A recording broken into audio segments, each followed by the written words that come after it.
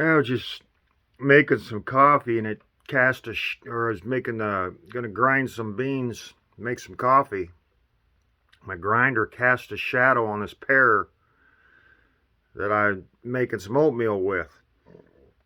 Anyway, the shadow made it look like I don't know if you ever they like the bottom of the pear was rotten, and I just picked it up and washed it, sat it down, but the way the shadow was cast, it made the bottom of the pear look rotten, and it made me kind of think that okay, then it just kind of evolved. Well, why would I see that if I just picked it up and then seen this and not realize it's a shadow, but it made me think it was a rotten spot on the pear.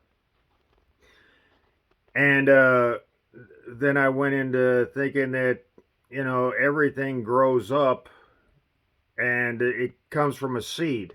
The pear comes from a seed, just like people come from, breeding. They call it seed, whatever. And then this pear was taking on the shape of, the what the seed genetics put out. So this pear grew and grew and grew, and then now it's been picked and it's on its own. So it's taken on it took on the genetics of it and it became the tree. So it's kind of like children. They take on what they're around, like their parents, and they become like their parents. And then as they get around others, they take and that's where that generational gap comes from. It's not really a generational gap; it's an individual gap where they need to become an individual. And of course, it depends on who it. But anyway, I'm back to the pair. I care less about your kids, how they. I'm just saying it's kind of the same thing.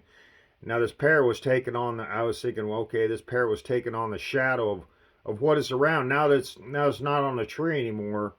It was sitting on the counter, and it was taken on. If I had left it there, would it have rotted like the shadow that was being cast on it? Would that shadow cause that pear to absorb that shadow and become rotten there? And it is like, it's like a pear on a tree is a.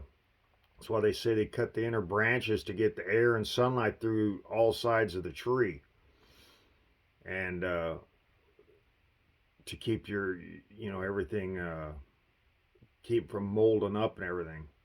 So, but I was wondering, would that shadow cause that pear that cast off my coffee grinder onto the pear, the bottom of the pear,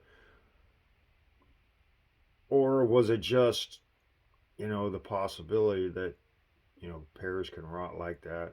And it was just, I just thought it was kind of interesting. That wonder if you left you could do of course, you could do an experiment like that, and it won't work because science isn't nature. And nature, you're messing with the say the aura. You go in and say, well, heck with the aura. We're going to wipe out the aura. We're going to take any kind of fruit, not just this one single one, and it's put through steps that it's gradually evolved with, or whatever. You can say walking is evolution because you're going from one place to another, and movement is evolution, and whatever. If you're starting at a standstill and anything after that is evolution. I'm not talking, religion and stuff like that. Just saying the evolved transformation of your life is move anyway. So I was just wondering, would that pear rot if everything was in here? It was the same. I didn't change the lighting. The outside lighting didn't change, and I just left it. I just disappeared,